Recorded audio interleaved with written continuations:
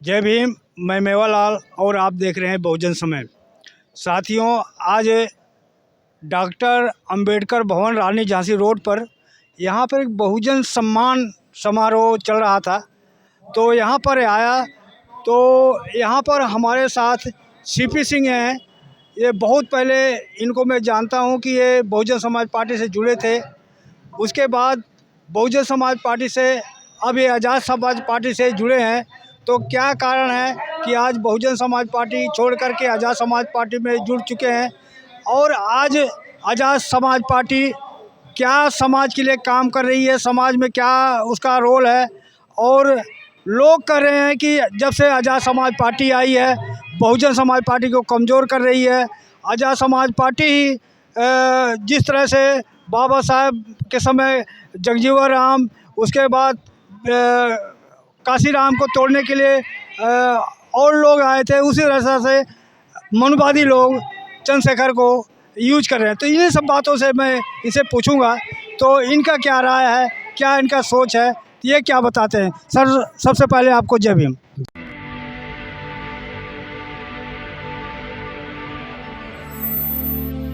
जय भीम मनोहर जी, आपसे दो चार सवाल बहुत कठिन रहेंगे और कुछ अच्छे रहेंगे। उम्मीद करता हूँ कि आप मेरे सभी सवालों को जवाब देंगे। तो आप ये बताएं कि ये जो बहुजन सम्मान समारोह हो रहा है, आपको यहाँ पर निमंत्रण मिला है कि आप अपने आप आए हैं? सर, काफ़ी 1 महीने पहले से इन लोगों ने कांटेक्ट किया, हमें निमंत्रण दिया, जिन्होंने काशीराम साहब के साथ कठिन परिश्रम किया। बहुजन समाज पार्टी को मजबूत करने के लिए काशीराम साहब के साथ लंबे समय तक चले। मैं भी लगभग 10 साल तक काशीराम साहब के साथ लंबे समय तक चला। तो काफ़ी लोगों को मैंने इनको कॉन्टेक्ट नंबर दिए। जैसे हमारे समयकालीन चौधरी फूलचंद जी भी इधर समारोह में मौजूद हैं, जो प्रदेश अध्यक्ष रहे। मैं उपाध्यक्ष रहा प्रदेश में। और Chaudhary doctor S C Bhaskar भी हैं, चौधरी सातम जी, काफ़ी पुराने साथी हमारे इधर इसमें हैं। तो इन लोगों ने कांटेक्ट किया कि आप इधर आएँ, हम आपका सम्मान करना चाहते हैं। तो हम यहाँ पर इनके बुलावे पर आए। तो इन्होंने आप हमें इस अशोक स्तंभ दे के मेरा सम्मान किया है। तो मैं सभी साथियों को धन्यवाद देना चाहता हूँ। सर, आज मुझे ये देख कर के बड़ा अचंभा हो रहा है कि यहीं पर दो प्रोग्राम हो रहे हैं। एक तरफ ये बहुजन सम्मान समारोह हो रहा है और इस साइड में बाम सेब की एक मीटिंग चल रही है। तो ये जो कई संगठन ऐसे बन रहे हैं, तो क्या इससे समाज संगठित होगा या बटेगा? देखिए, ये तो चिंता का विषय है ही है कि समाज में लगभग 3-4 लाख संगठन बन गए हैं। लेकिन मैं इसलिए उत्साहित हूँ और खुश भी हूँ कि कम से कम समाज में जागृति तो पैदा हुई है। जो जागरूक लोग हैं वही कोई प्रोग्राम कर सकते हैं, अन्यथा दूसरा आदमी प्रोग्राम नहीं कर सकता। तो जो जागरूक हुआ है समाज, इसलिए पीछे वैसे मैं गया नहीं हूँ। वाम सेव का आप बता रहे हैं तो मुझे भी पता चला कि चल रहा है। तो जागरूकता जब आएगी तो जैसे ही जो भी राजनीतिक पार्टी बहुजन समाज की आगे बढ़ेगी, उसके साथ सारी मूवमेंट में को एक दिन मिलना होगा। और तब जाके जो है बहुजन समाज इस देश में मान सम्मान स्वाभिमान पाएगा। काशीराम साहब ने सेल्फ रेस्पेक्ट मूवमेंट की बात कही थी। तो आज इन लोगों ने इधर जो भी आयोजक साथी हैं हमारे, इन्होंने सबका सम्मान किया है। काफ़ी पुराने साथियों से मेरी मुलाकात हुई है। अच्छा सर, अभी एक इंडिया गठबंधन बना हुआ है, तो उस इंडिया गठबंधन में ना मायावती को बुलाया गया है, ना चंद्रशेखर को बुलाया गया है, ना ओवैसी को बुलाया गया है। तो क्या ये लोग, इनके अंदर कोई सम्मान नहीं? क्या बिना बुलाए इनको इंडिया गठबंधन में जाना चाहिए? देखिए, बुलाया उसको जाता है जिसकी कोई ताकत हो। अभी जितनी भी जैसे बहुजन समाज पार्टी की जहाँ बात है, तो 2008 के बाद निरंतर जो है वोट परसेंट नीचे आता जा रहा है। अभी राजस्थान की भी मैं आपको बात बताऊं, आज़ाद समाज पार्टी ने चुनाव लड़ा, बसपा ने लड़ा। तो आज़ाद समाज पार्टी ने लगभग 28 सीटों पर बहुजन समाज पार्टी से 7 गुना वोट लिया है। तो जिसका निरंतर वोट नीचे जा रहा है, और जो भी अभी नया संगठन है आज़ाद समाज पार्टी, तो राष्ट्रीय अध्यक्ष चंद्रशेखर जी का, तो जो भी हमारे संगठन हैं, जब हम समाज में समरता रहेगी और समाज को जब ऊपर ले जाएंगे, परसेंटेज वोट का बढ़ेगा, तब उनको बुलाया जाएगा। अभी तो सब ये जो है इस हैसियत से कि भाई मांगने से कुछ मिल जाए, लेकिन मांगने से कभी कुछ मिलता नहीं है। अधिकार तो छीना जाता है। जब बहुजन समाज पार्टी की ताकत थी। जब उनका वोट परसेंट जो है दिल्ली में भी 13.5% था, तो हर पार्टी मतलब उनसे जो है तालमेल करने के लिए आतुर होती थी। लेकिन आज जब वोट परसेंट नीचे गिर रहा है, तो इसलिए जो है जो भी इंडिया गठबंधन बना है उसकी भी सरगना जो है या कांग्रेस की मतलब मौजूदगी में बना है। कांग्रेस भी जो है ब्राह्मणवाद की ही टीम है, वो मतलब थोड़ा जो है नरम रुख अपनाती है, और बीजेपी ने एकदम जो कड़ा रुख अपनाया है, पूरे बहुजन समाज को तहस नहस करने का मन बना लिया है। और बाबा साहब का जो संविधान, भारतीय संविधान है, उसको तोड़ मरोड़ कर भी ये जो है अपना ब्राह्मणवादी व्यवस्था को इस देश में लागू करना चाहते हैं। और जहाँ तक चंद्रशेखर जी की बात है, चंद्रशेखर जी का जो गठबंधन है वो उत्तर प्रदेश में अखिलेश यादव और जो उनके अजीत सिंह के जो पुत्र हैं उनके साथ रहेगा। उनका जो है इंडिया गठबंधन में पूरे देश में रोल नहीं हो सकता। और आगे जैसे ही चुनाव आएगा तो आपको जानकारी हो जाएगी कि आज़ाद समाज पार्टी का, जैसे मैं दिल्ली प्रदेश का महासचिव हूँ, कि आज़ाद समाज पार्टी इस देश में जल्दी ही जो है बहुजन समाज का हित साधने के लिए संघर्ष में शामिल होगी और संघर्ष करेगी। रात दिन आज भी आज़ाद समाज पार्टी के राष्ट्रीय अध्यक्ष और जितने भी वर्कर हैं दिन रात जो है पूरे देश में लगे हुए हैं।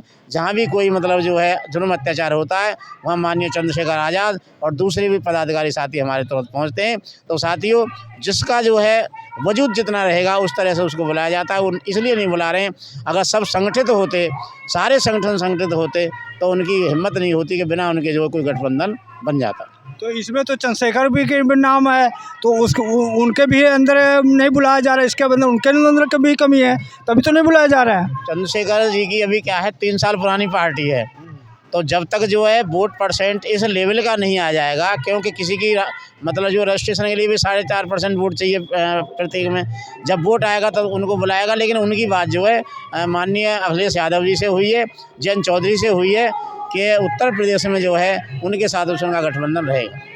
सर, आप कह रहे हैं कि उनको बुलाया जाएगा, लेकिन चाहे एनडीए हो चाहे इंडिया गठबंधन हो, ये लोग बहुजनों को वोट तो लेना चाहते हैं, लेकिन बहुजनों को राजनेता और राजा नहीं बनाना चाहते। आप क्या कहेंगे? देखिए, ब्राह्मणवादी व्यवस्था में चाहे मतलब जो इंडिया गठबंधन हो, मैंने आपको बताया कांग्रेस की सर्वे सर्वा है, और एनडीए गठबंधन है, बीजेपी है, वो जो है बाबा साहब के संविधान को नहीं मान रही है और वो मनुस्मृति को इस देश में लागू करना चाहती है, चातुर्वर्ण्य में व्यवस्था को लागू करना चाहती है। तो अब जो भी साथी रोड पर संघर्ष करेगा, माननीय चंद्रशेखर आज़ाद आज रोड पर संघर्ष कर रहे हैं, तो मैं समझता हूं कि भविष्य उनका कल उज्जवल रहेगा। और कोई भी चीज़ जो है किसी को मांगने से नहीं मिलती है, उसको जो है कड़ी मेहनत करनी पड़ती है। और जैसे ही मतलब जो है रिजल्ट आना शुरू होगा, जैसे ही परसेंटेज आएगा, तो हर संगठन उसके लिए नतमस्तक होगा। मेरा ये मानना है, मेरी ये सोच है। सर, चंद्रशेखर के ऊपर एक आरोप लगता है कि इन्होंने कहा कि हम पार्टी नहीं बनाएंगे। जब भीम आर्मी बनाया था इन्होंने बोला कि हम पार्टी नहीं बनाएंगे, इन्होंने अपने उसूलों पर तो चला नहीं। भीम आर्मी के बजाय चंद्रशेखर ने आज़ाद समाज पार्टी बना लिया, अपने उसूलों पर तो चल नहीं रहे हैं। ऐसा है, जब कोई भी संगठन बनता है, जैसे इन्होंने भीम आर्मी बनाई, तो फिर हर आदमी, हर संगठन जो है वोट के आधार पर तो राजनीति करता ही है। अब वोट किसको दिलाएं, तो ये उनकी सोच रही है कि भाई हम जो है वोट किसको दिलाएंगे, इसलिए उन्होंने आज़ाद पार्टी करी। लंबे समय से लगभग 2 साल जो है बसपा के संपर्क में रहे, लेकिन वहाँ के किसी भी जो है पदाधिकारी या किसी ने उनसे बात नहीं करी, तो उन्होंने आप संगठन बनाया, पार्टी बन गई, अब निकले हैं। तो देखिए जो है कितना मतलब जो है जज्बा हासिल कर पाते हैं, कितना मुकाम हासिल कर पाते हैं, ये उनके संघर्ष पर। अभी जो लग रहा है कि संघर्ष तो वो मतलब जो है पूरी मेहनत से और 24 घंटे में 18 घंटे जो संगठन के लिए लगे हुए, और पूरे बहुजन समाज में घूम घूम कर ये कह रहे हैं कि मैं काशीराम साहब और बाबा साहब का सपना जो पूरा करूँगा। सर, बीएसपी आरोप लगा रही है कि चंद्रशेखर को बीजेपी ने खड़ा करके किया है ताकि बहुजन समाज पार्टी का वोट जो है बढ़ जाए। जब कोई किसी का संगठन नीचे जाता है, बसपा का जब वोट परसेंट नीचे जा रही है, लेकिन आज़ाद समाज पार्टी 3 साल पहले बनी है, और बहुजन समाज पार्टी का वोट जो है 2008 के बाद निरंतर नीचे जा रहा है, तो उसमें तो उनका कसूर नहीं है।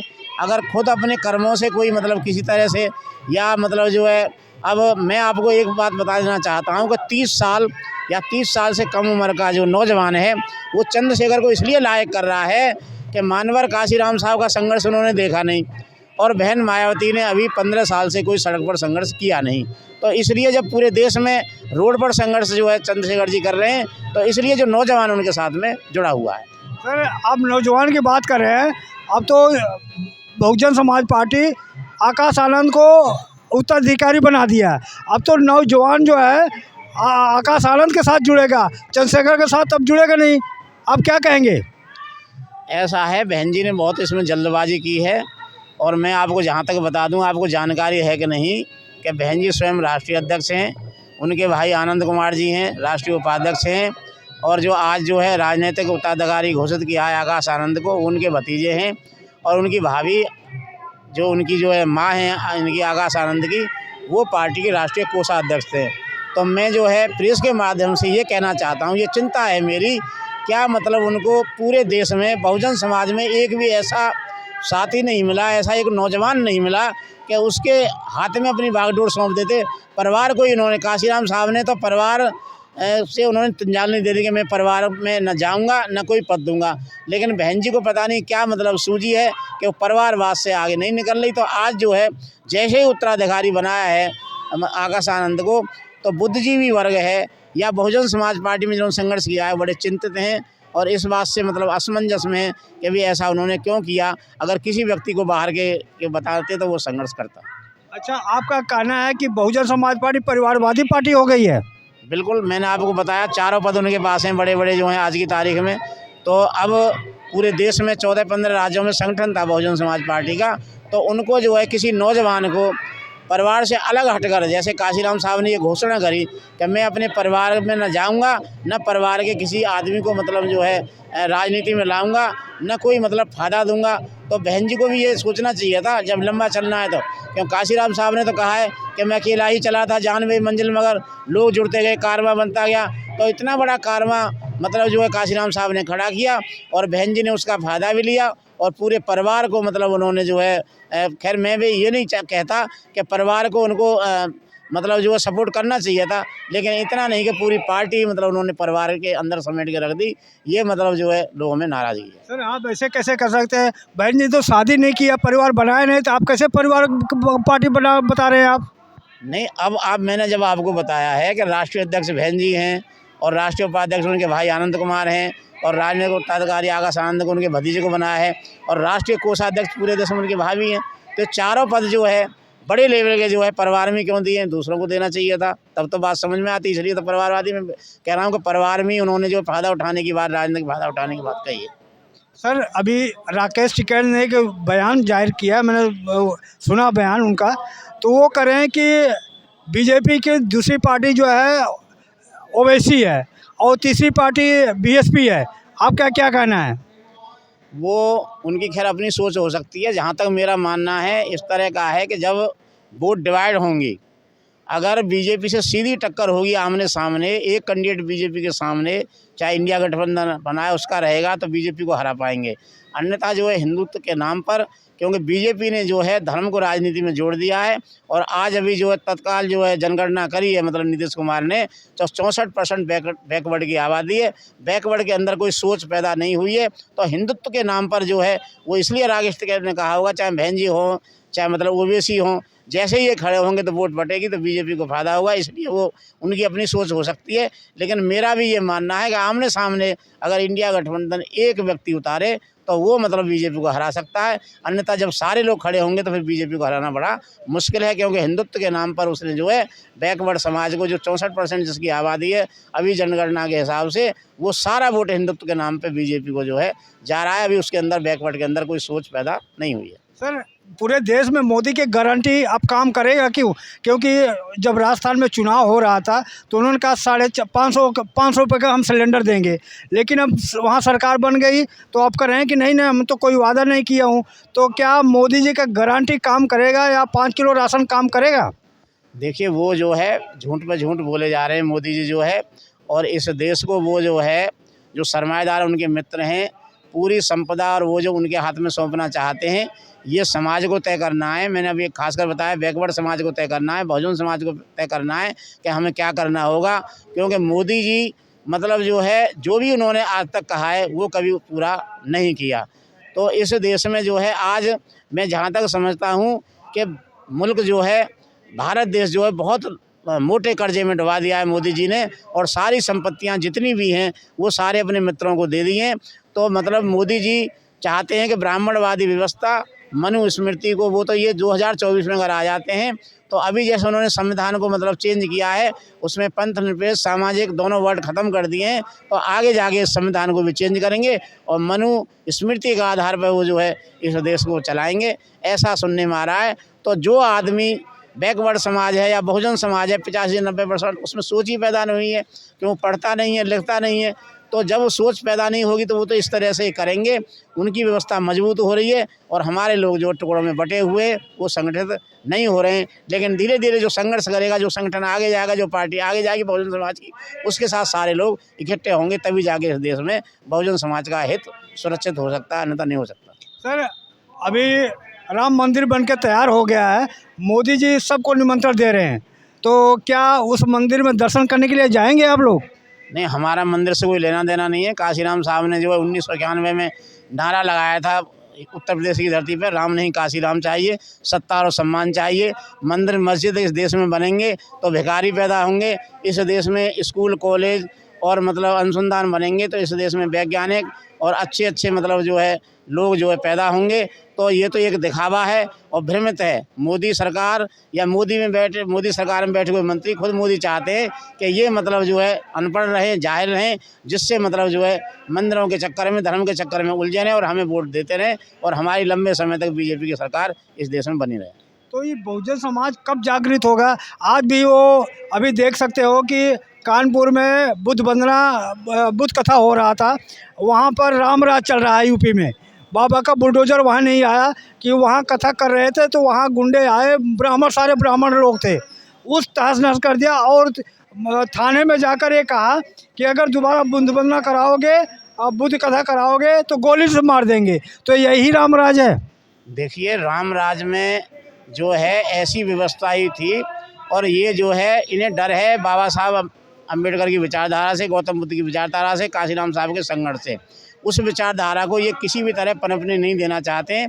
आप सबसे बड़ा तो मैं उनको मतलब जो है गिलानी पैदा होनी चाहिए जो 131 मेंबर ऑफ पार्लियामेंट बाबा साहब के रिजर्वेशन का फ़ायदा उठाकर पार्लियामेंट में बैठे हैं और उनके सामने बाबा साहब की विचारधारा का भारतीय संविधान और लुटता चला जा रहा है, लेकिन एक वर्ड भी वो बोल नहीं रहे। तो इस तरह के गुलाम जब पैदा होंगे तो तब यही समस्या होगी। लेकिन फिर भी जो है, जो भी 1% सही या 2% सही बहुजन समाज में जो जागरूक लोग हैं वह जो है इस कारवां को आगे तक ले जाएंगे। आज नहीं तो कल लोगों की समझ में आएगा और एक दिन जो है यह देश जो है बुद्धमय होगा और यह देश जो है गौतम बुद्ध और बाबा साहब डॉक्टर अम्बेडकर के सपनों का और काशीराम साहब के सपनों का भारत बनेगा। सर, एक चीज़ और आपसे पूछ रहा हूँ सर कि मोदी जी शिक्षा पर ज़्यादा अटैक कर रहे हैं, वो शिक्षा को तहस नहस करना चाह रहे हैं। अभी हाल ताज में जो लक्ष्मण यादव और रितु सिंह हैं उनको निकाल दिया। अब वहाँ सुनाई दे रहा है कि उस विश्वविद्यालय में यज्ञ होगा, हवन होगा, गौशाला चलाया जाएगा। क्या शिक्षा मनुस्मृति से अब चलेगा? जय भीम, जय भीम। वो दरअसल जो है मैंने आपको बताया बाबा साहब की मूवमेंट से परेशान है। लक्ष्मण यादव जो है एक जागरूक प्रोफेसर है और उन्होंने जो है पूरे देश में गौतम बुद्ध बाबा साहब की मूवमेंट को बढ़ाने का काम किया है, विचारधारा को बढ़ाने का काम किया है। और ऐसे ऐसे लोग जब पैदा होंगे, ललई सिंह यादव के बाद में देखता हूं कि डॉक्टर लक्ष्मण यादव जो है ऐसा पहला व्यक्ति है जिसने मतलब जो है विचारधारा को, बाबा साहब की विचारधारा को, गौतम बुद्ध की विचारधारा को और पेरियार की विचारधारा को, ज्योतिबा फुले की विचारधारा को इस देश में जो है घूम घूम कर लोगों को समझाया है। तो वो विचारधारा को चाहिए नहीं। ऐसे लोग जब विचारधारा जब उनके अंकुश में है, भाई वो जो सरकारी नौकरी कर रहा है आदमी और यूनिवर्सिटी उनके मतलब उसमें है, तो प्रिंसिपल ने मतलब झूठे आरोप लगाकर डॉक्टर रितु सिंह को और डॉक्टर लक्ष्मण यादव को निकाल दिया है। तो ये तो चलता रहेगा। जो आदमी जागरूक रहेगा और जो कुर्बानी की बात करेगा और जो इस देश में मतलब जो समतामूलक समाज की स्थापना करने की बात करेगा, उसको ये इस देश में मतलब मिटाने का काम करेंगे। अभी तो उन्हें नौकरी से निकाला है, मिटाने का भी काम कर सकते हैं। सर, 2024 में आप लोग मोदी से बीजेपी से कैसे मुकाबला करें? आप लोग तो बटे हुए हैं, आप भी देखो सब बहुजन के संगठन अलग अलग लड़ रहे हैं, तो कैसे मोदी का मुकाबला करोगे आप लोग? अभी चुनाव नज़दीक आने दीजिए, जिनकी जो है बरसों पुरानी सत्ता चली गई हैं और हम तो इस देश में लगभग 5000 साल से गुलाम लाचार हैं।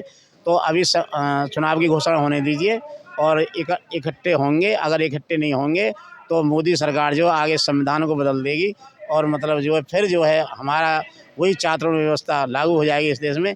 इसलिए जैसे चुनाव की घोषणा होगी लोगों को समझ आएगी और लोग संगठित होंगे। ऐसी बहुजन बात समाज को आप डरा रहे हैं? नहीं, मैं डराने की बात नहीं कर रहा हूँ।